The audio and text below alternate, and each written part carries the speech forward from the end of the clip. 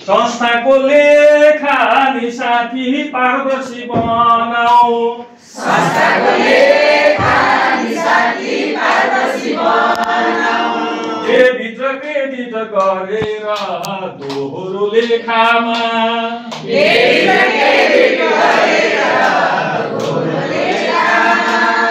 नियम र कानुन साथी पालना गरौँ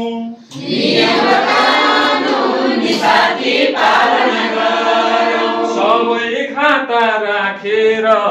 दोहोरो लेखामा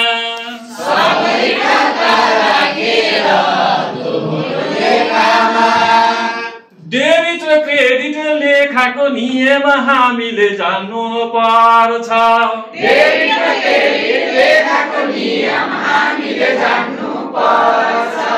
लेखाको व्यवस्था दोहोरो असर पारेर गर्नु पर्छ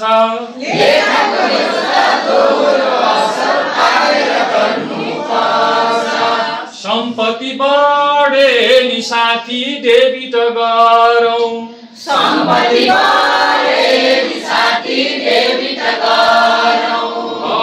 घटेमा क्रेडिट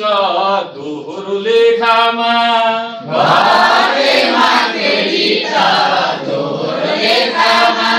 दायित्व बढे नि साथी क्रेडिट गरौँ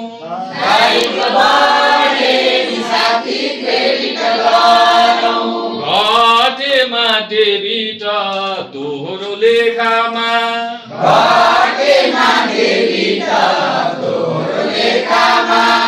सम्पत्ति दायित्व आम्दानी खर्च हामीले बिर्सनुहुन्न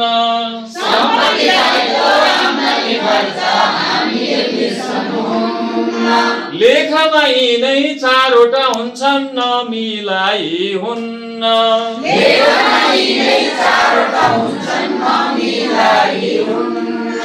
आम्दानी भए नि साथी क्रेडिट गरौँ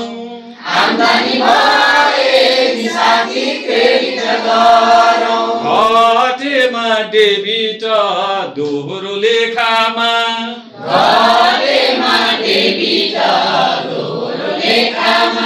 खर्च त भए नि साथी डेबिट गरौँ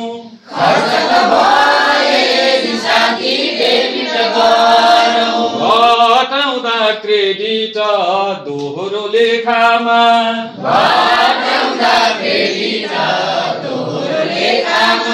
संस्थाको लेखा नि साथी पारदर्शी बनाऊ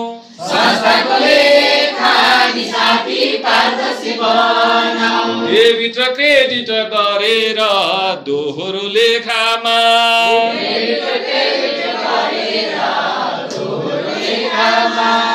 सबैलाई धन्यवाद नमस्कार। Thank you.